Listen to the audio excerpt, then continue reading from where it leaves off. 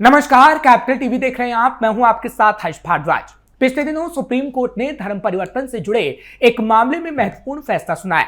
Court ने स्पष्ट किया कि कोई व्यक्ति अनुसूचित जाति से संबंधित है और वो हिंदू, सिख या बौद्ध धर्म छोड़कर किसी अन्य धर्म को अपनाता है तो उसे अनुसूचित जाति का दर्जा नहीं मिलेगा, जिसकी पूरी डिटेल वरिष्ठ वकील अश्वनी उपाध्याय ने दी। साथ ही उन्होंने नशे कारोबार के बारे में भी कई खुलासे किए, क्योंकि भारत में अवैध ड्रग्स कारोबार लगभग 1 लाख करोड़ रुपए के आंकड़े को पार कर चुका है। यह आंकड़ा काफी चौंकाने वाला है।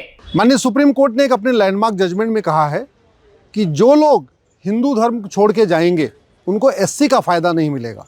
यानी जब तक वो भारतीय पंथ को मानते हैं, जब तक वो सनातन धर्म में हैं, जब तक वो हिंदू धर्म को मानते हैं, बौद्ध पंथ को मानते हैं, सिख पंथ को मानते हैं, जैन पंथ को मानते हैं, तब तक उनको एससी का फ़ायदा मिलेगा। जो शेड्यूल कास्ट को मिलने वाली जितनी भी सुविधाएं हैं उन सब का फ़ायदा मिलेगा। लेकिन जैसे ही वो हिंदू, जैन, बौद्ध, सिख से बाहर निकल जाएंगे, यानी कोई विदेशी रिलीजन फॉलो कर लेंगे, इस्लाम फॉलो कर लेंगे या क्रिश्चियनिटी फॉलो कर लेंगे, जो भी भारत के बाहर के मज़हब हैं, भारत के बाहर के रिलीजन हैं, अगर उनको फॉलो करेंगे तो उनका शेड्यूल कास्ट का दर्जा ख़त्म हो जाएगा। लेकिन माननीय सुप्रीम कोर्ट ने अभी शेड्यूल ट्राइब के बारे में ऐसा कुछ भी नहीं कहा है। इसलिए मेरा सरकार से निवेदन है कि तत्काल एक नोटिफिकेशन लाके इसको भी क्लियर कर दें कि जो हिंदू, जैन, बौद्ध, सिख जो शेड्यूल ट्राइब का लाभ ले रहे हैं, जैसे ही वो विदेशी पंथ में जाएंगे, जैसे वो क्रिश्चियनिटी अडॉप्ट करेंगे या इस्लाम अडॉप्ट करेंगे, वैसे ही उनका शेड्यूल ट्राइब का भी दर्जा ख़त्म हो जाएगा। शेड्यूल ट्राइब के मामले में अभी माननीय सुप्रीम कोर्ट ने कोई फैसला नहीं दिया है। माननीय सुप्रीम कोर्ट का जो फैसला आया वो केवल शेड्यूल कास्ट के बारे में है। और तीसरी बात, धर्मांतरण के बाद फ़ायदा ख़त्म करना ये अलग विषय है, लेकिन इससे धर्मांतरण बहुत तो कंट्रोल नहीं होगा। धर्मांतरण तब रुकेगा जो भारत में लगभग 50,000 करोड़ की विदेशी फंडिंग आ रही है, लगभग 25,000 करोड़ हवाला के ज़रिए फंडिंग आ रही है, लगभग 25,000 करोड़ FCRA के ज़रिए फंडिंग आ रही है। जब ये फंडिंग रुकेगी तब जाके धर्मांतरण रुकेगा, क्योंकि भारत में धर्मांतरण एक बहुत बड़ा फ़ायदेमंद धंधा हो गया है। बाकायदा पैसे मिलता है। कोई आदमी नौकरी करेगा इतना पैसा नहीं कमा पाएगा, जितना व्यापार करने पे इतना पैसा नहीं कमा पाएगा। लेकिन धर्मांतरण का धंधा करने पे बहुत मोटा पैसा मिलता है, और वो पैसा खाड़ी देशों से भी आता है यहाँ पे, और इस्लामिक कंट्रीज से भी आता है, क्रिश्चियन कंट्रीज से भी आता है। तो जो यहाँ मिशनरीज काम कर रही हैं उनको अमेरिका से, यूरोप से पैसा आ रहा है। जो यहाँ इस्लामिक संगठन काम कर रहे हैं उनको Arab, Dubai, Kuwait, Abu Dhabi, Bahrain से आ रहा है। तो फंडिंग रोकना पड़ेगा, तब जाके ये धर्मांतरण रुकेगा। और फंडिंग के साथ साथ एक कठोर कंट्रोल बनाना पड़ेगा। मैं पहले भी कई बार कह चुका हूँ, जो BNS बना है, ये पहले IPC में जो प्रोविज़न था ऑफेंस रिलेटिंग टू रिलीजन, वही as it is copy paste किया हुआ है। धर्मांतरण से बड़ा ऑफेंस कुछ हो ही नहीं सकता है। तो सबसे पहली आवश्यकता ये है कि BNS में या तो नया चैप्टर जोड़ा जाए ऑफेंस रिलेटिंग टू कन्वर्जन, नहीं तो जो BNS में चैप्टर है already offence relating to religion, उसी को चेंज करके, उसी में थोड़ा मॉडिफिकेशन करके धर्मांतरण को भी सीरियस क्राइम डिक्लेयर किया जाए कि जो आदमी विदेशी पंथ में जाएगा, चाहे वो इस्लाम में जाएगा, क्रिश्चियनिटी में जाएगा, उसको कठोर दंड की व्यवस्था करनी पड़ेगी, तब धर्मांतरण रुकेगा। धर्मांतरण तब रुकेगा जब इसको राष्ट्र की सुरक्षा के लिए खतरा घोषित करेंगे और धर्मांतरण कराने वालों पे नेशनल सिक्योरिटी एक्ट लगवाएंगे। धर्मांतरण तब रुकेगा जब इसको अनलॉफुल एक्टिविटी डिक्लेयर करेंगे और धर्मांतरण कराने वालों और उनके मददगारों पे UAPA लगेगा। धर्मांतरण तब रुकेगा जब इसको हमें ऑर्गेनाइज क्राइम डिक्लेयर करेंगे। BNS के सेक्शन 111 में ऑर्गेनाइज क्राइम डिक्लेयर लिखा हुआ है, लेकिन उसमें कन्वर्जन को ऑर्गेनाइज क्राइम डिक्लेयर नहीं किया, जबकि कन्वर्जन सबसे बड़ा ऑर्गेनाइज क्राइम है। तो सेक्शन 111 BNS का है, उसको बदलना पड़ेगा, उसमें कन्वर्जन को भी ऑर्गेनाइज क्राइम डिक्लेयर करना पड़ेगा। धर्मांतरण से बड़ा एक्ट ऑफ टेररिज्म कुछ है ही नहीं है। अपने आप में ये आतंकवाद से भी ज़्यादा खतरनाक है। और एक्ट ऑफ टेररिज्म BNS के सेक्शन 113 में है, लेकिन एक्ट ऑफ टेररिज्म में कन्वर्जन को हमने शामिल नहीं किया है। इसी तरीके से हमारे पास वेजिंग वॉर की धारा है सेक्शन 147, उसमें हमने धर्मांतरण को वेजिंग वॉर डिक्लेयर नहीं किया है। सेक्शन 152 BNS में बहुत साफ साफ लिखा हुआ है कि जो अपराध हमारी एकता के लिए खतरा हो, अखंडता के लिए खतरा हो, राष्ट्रीय सुरक्षा के लिए खतरा हो, संप्रभुता के लिए खतरा हो, वहाँ पे सेक्शन 152 लगता है। लेकिन उसमें भी नहीं लिखा हुआ है कि धर्मांतरण हमारी एकता अखंडता के लिए खतरा है, धर्मांतरण हमारी संप्रभुता के लिए खतरा है, धर्मांतरण हमारे डेमोक्रेसी के लिए खतरा है, धर्मांतरण हमारे संविधान के लिए खतरा है। धर्मांतरण से सोच बदलती है, धर्मांतरण से विचार बदलता है, धर्मांतरण से राष्ट्रांतरण होता है, धर्मांतरण से वेशभूषा बदलती है, धर्मांतरण से खान पान बदलता है, धर्मांतरण से सब कुछ बदलता है धर्मांतरण से।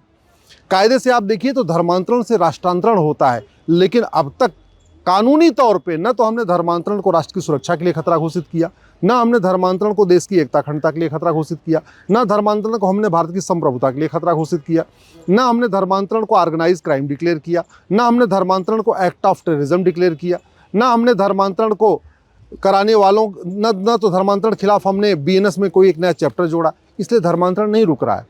ये माननीय सुप्रीम कोर्ट का फैसला स्वागत योग्य है। धर्मांतरण जो लोग कर लेते हैं, विदेशी पंथ में चले जाते हैं, विदेशी मजहब में चले जाते हैं, उनकी सारी सुविधाएं बंद होनी चाहिए, लेकिन इतना पर्याप्त नहीं है। अब इसके अलावा सरकार को कानून बनाना पड़ेगा, बीएनएस का प्रोविज़न करना पड़ेगा। जिस दिन भारत में एक कठोर धर्मांतरण नियंत्रण कानून बन जाएगा, जिसमें 100% प्रॉपर्टी जब्त करने का प्रावधान होगा, सिटीजनशिप खत्म करने का प्रावधान होगा और एक साल के अंदर कम से कम 10 से 20 साल की सज़ा देने का प्रावधान होगा, तब जाके धर्मांतरण रुकेगा। नहीं तो जब तक फंडिंग आ रही है धर्मांतरण चलता रहेगा, जब तक कानून नहीं बदलेगा धर्मांतरण चलता रहेगा। सबसे ज़्यादा नशा दिल्ली में पकड़ा गया है, उसके बाद पंजाब में पकड़ा गया, उसके बाद उत्तर प्रदेश में पकड़ा गया। भारत में इस समय 1 लाख करोड़ का नशे का कारोबार हो रहा है। लगभग 10 करोड़ भारतीय नशेड़ी हो चुके हैं। ये नशेड़ी अपने परिवार को भी बर्बाद कर रहे हैं और दूसरों को भी बर्बाद कर रहे हैं। ये नशेड़ी नशे में गाड़ी चला के दूसरों को कुचल कुचल के मार रहे हैं। माता पिता पैसा नहीं दे रहे हैं तो माता पिता की हत्या नहीं कर रहे हैं। पत्नी अगर पैसा नहीं दे रही है तो नशेड़ी अपनी पत्नी की हत्या कर रहे हैं। बच्चे मना कर रहे हैं तो ये नशेड़ी अपने बच्चों को मार दे रहे हैं। अभी तो एक लेटेस्ट घटना आई है, एक पत्नी ने फ़ोन नहीं उठाया, उससे वो नशेड़ी ने गुस्से में आके पत्नी को ही मार के जो है इसको ख़त्म कर दिया। ये हो रहा है नशे का कारोबार। इस नशे के कारोबार को रोकना बहुत ज़रूरी है और ये तभी रुकेगा जब सिंगापुर जैसा कानून होगा। सिंगापुर में नशा तस्करों को, नशा बनाने वालों को, नशा बेचने वालों को पहले देखते गोली मारी जाती थी। अब वो देखते गोली मारने वाला सिस्टम ख़त्म हो गया है। अब वहाँ ड्रग कारोबारियों को, ड्रग डीलर को, ड्रग मैन्युफैक्चरर को, जो ड्रग के एजेंट हैं, अब उनको फांसी दी जाती है। मुझे समझ में नहीं आ रहा है, हम वर्ल्ड क्लास एयरपोर्ट बना रहे हैं, वर्ल्ड क्लास हाईवे बना रहे हैं, वर्ल्ड क्लास एक्सप्रेसवे बना रहे हैं, फिर वर्ल्ड क्लास कानून क्यों नहीं बना रहे? हमारे संविधान निर्माताओं ने संविधान बनाने से पहले 10 देशों का संविधान पढ़ा और 10 देशों का संविधान की बेस्ट प्रैक्टिस को देखते हुए अपना संविधान बनाया। हम कानून बनाते समय उन 10 देशों का कानून क्यों नहीं देखते? हम कानून बनाते समय ये क्यों नहीं देखते कि सिंगापुर में क्या चल रहा है, चीन में क्या चल रहा है, जापान में क्या चल रहा है, अमेरिका में क्या चल रहा है, रूस में क्या चल रहा है? आखिर सिंगापुर हमारा पड़ोसी देश है। सिंगापुर से हम बहुत चीज़ें आयात करते हैं, बहुत कुछ सिंगापुर से मंगाते हैं, सॉफ्टवेयर लेते हैं, लैपटॉप लेते हैं, बहुत दुनिया भर की चीज़ें सिंगापुर से लेते हैं। फिर हम सिंगापुर का एंटी ड्रग कानून क्यों नहीं ले लेते?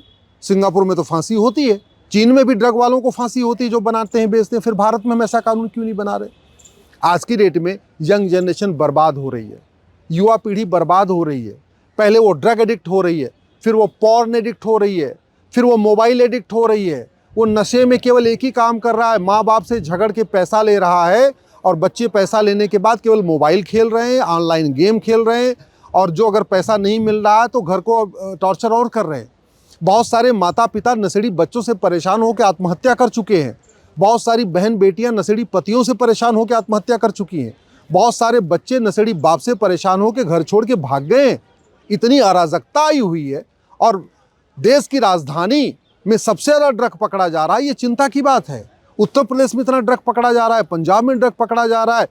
सिंगापुर में तो 900 ग्राम गांजा मिला था एक व्यक्ति के पास, उठा के फांसी दे दिया। यहाँ 9-9 कुंटल गांजा पकड़ा जा रहा, फिर भी फांसी नहीं हो रही है। इसलिए मेरा सरकार से निवेदन है, ये जो एनडीपीएस एक्ट है ये घटिया है, ये सड़ा हुआ है, इसको बदलिए, सिंगापुर जैसा नशा विरोधी कानून बनाइए और भारत में नार्को पॉलीग्राफ ब्रेन मैपिंग अनिवार्य करिए, जस्टिस विद इन ईयर लागू करिए।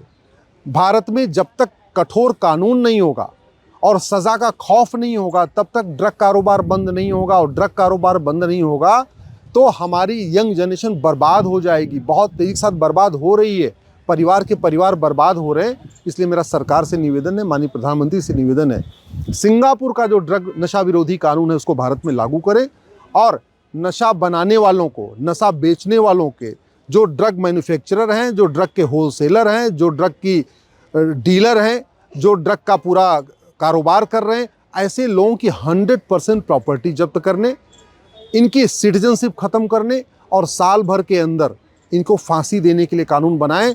जब कानून का खौफ पैदा होगा, सजा का खौफ पैदा होगा, तब ड्रग कारोबार रुकेगा, तब हमारी यंग जनरेशन बचेगी, तब भारत बचेगा। तो आपने सुना कि किस तरह नशे का कारोबार बढ़ रहा है और अब कैसे धर्म परिवर्तन करने पर नहीं मिलेगा एससी का दर्जा।